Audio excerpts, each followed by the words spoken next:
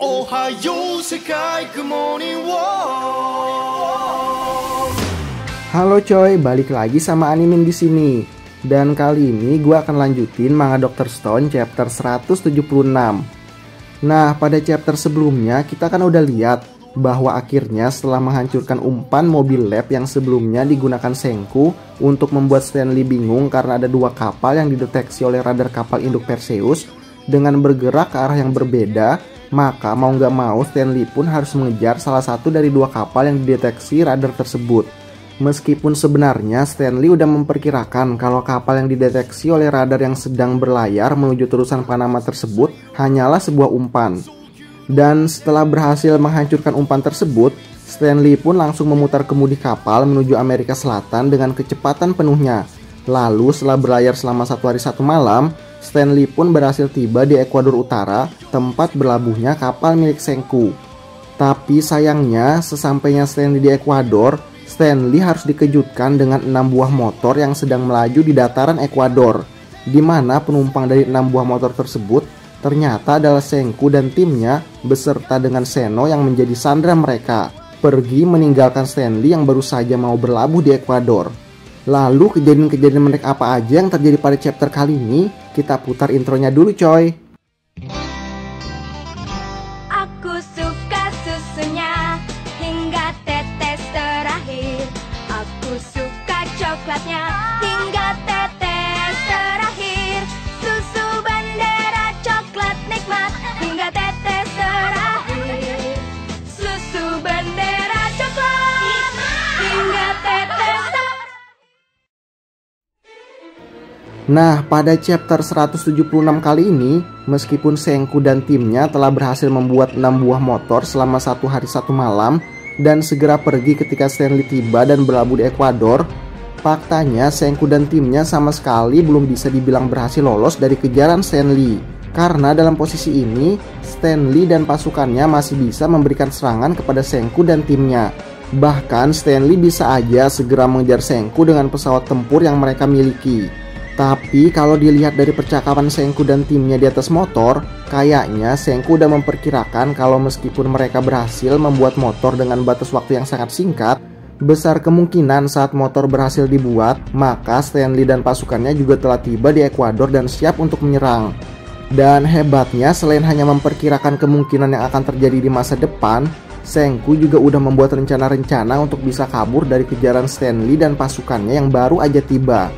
Nah, dalam prediksi Senku tersebut, saat Stanley dan pasukannya tiba, besar kemungkinan akan ada 3 gelombang serangan yang akan dilakukan oleh Stanley dan pasukannya, yang mana Senku dan timnya menyebut 3 serangan tersebut sebagai 3 jaring Stanley.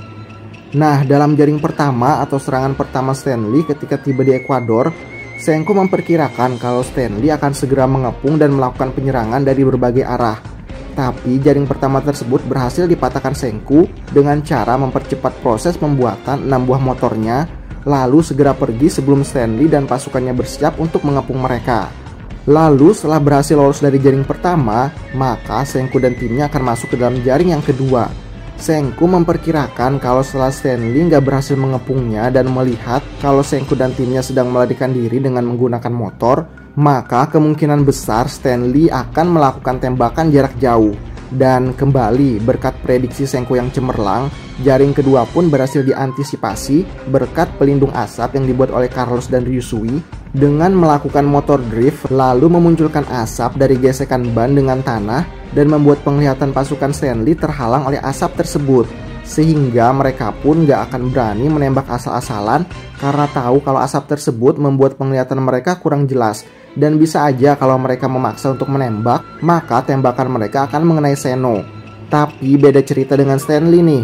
Meskipun penglihatannya terganggu karena asap tersebut, Stanley langsung lari ke tempat yang lebih tinggi. Lalu dengan kemampuan menembak jarak jauhnya, Stanley pun melepaskan beberapa tembakan ke arah Senku dan timnya. Dan dari beberapa tembakan tersebut, 2 diantaranya berhasil melukai Hyuga dan Tsukasa, 2 orang petarung dari tim Senku yang sudah ditargetkan akan ditembak oleh Stanley. Nah, untungnya tembakan tersebut nggak mengenai bagian vital dari Hyuga dan Tsukasa, jadi Senku dan timnya tetap bisa melaju meninggalkan Stanley.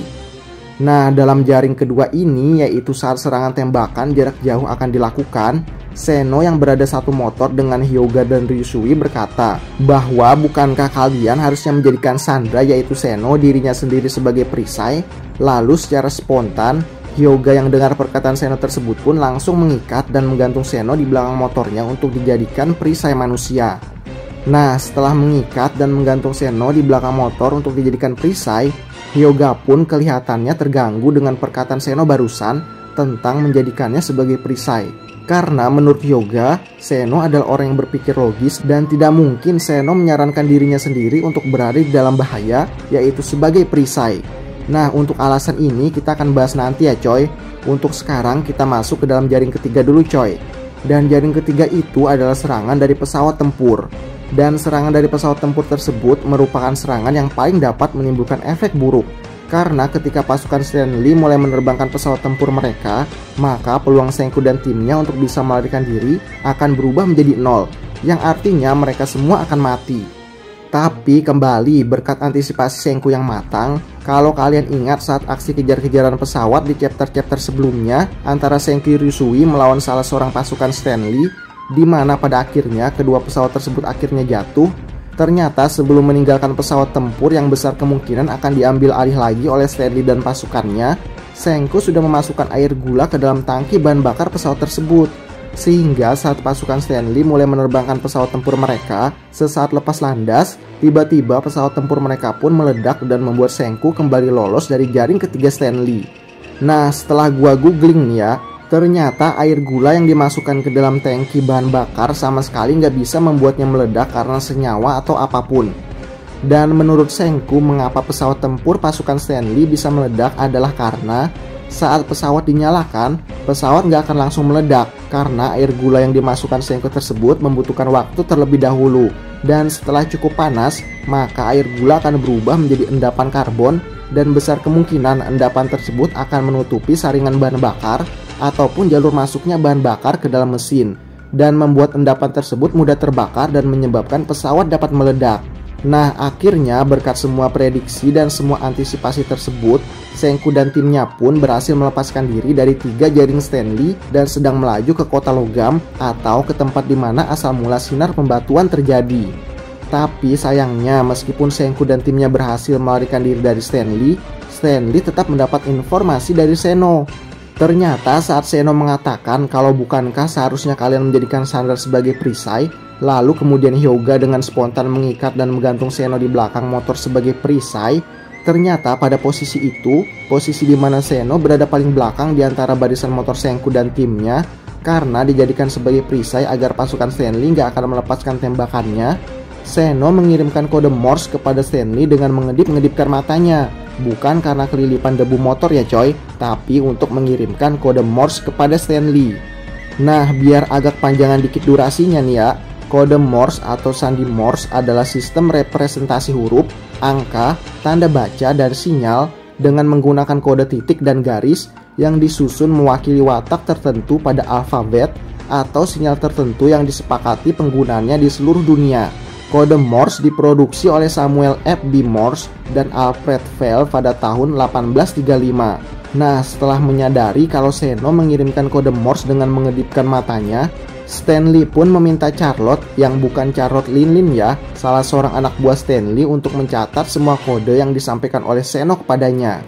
Lalu, apa isi pesan dari kode Morse yang disampaikan Seno tersebut? Mungkinkah nama tempat tujuan Senku dan timnya? Kita lanjut ke chapter berikutnya aja ya coy. Nah, itu dia coy, manga Dr. Stone chapter 176. Terima kasih sudah menonton video kali ini. Jangan lupa like, komen, dan subscribe.